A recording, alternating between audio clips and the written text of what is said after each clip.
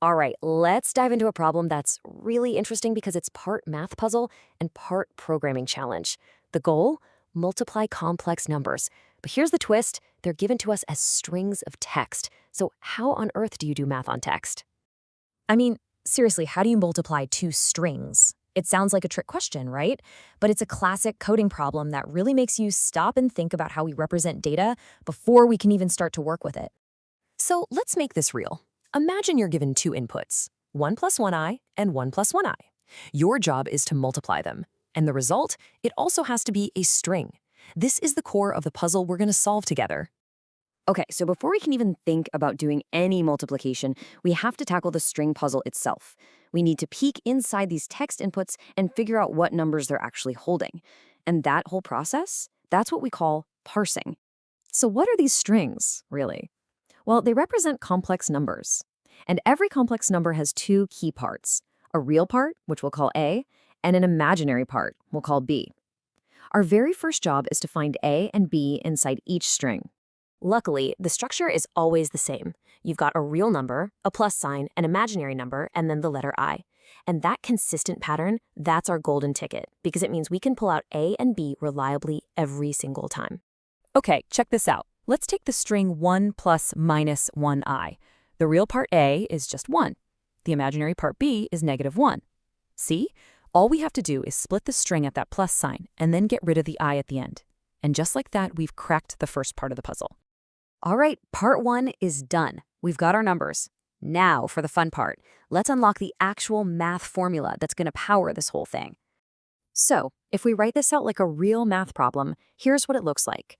We have our first complex number, a1 plus b1i, and we're multiplying it by our second one, a2 plus b2i. Now, we just need a system to expand this out. Now, if you remember the FOIL method from algebra class, this is going to feel very familiar.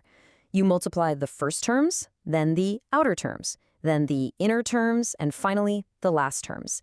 This breaks it down into 4 little products that we just have to add up.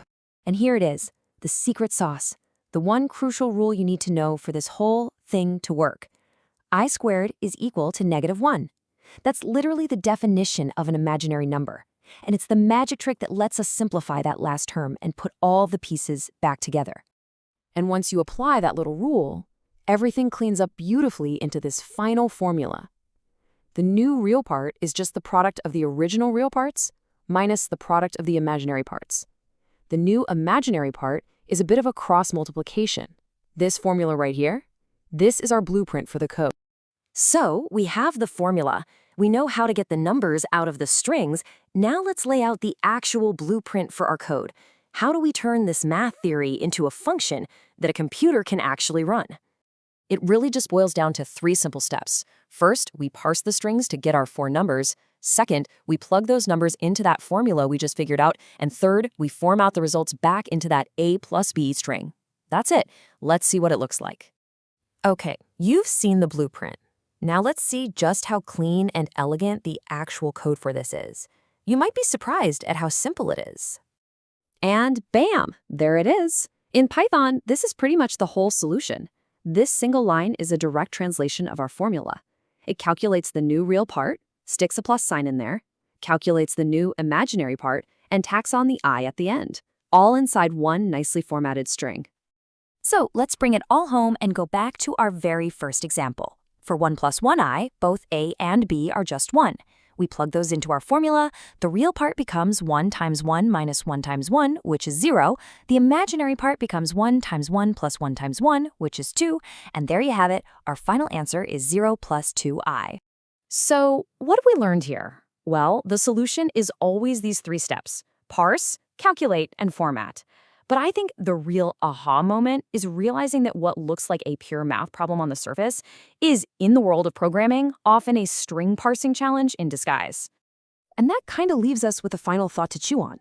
Now that you've seen this pattern, a math problem that's secretly about strings, what's another one you can think of? It's a really cool way to look at challenges with a totally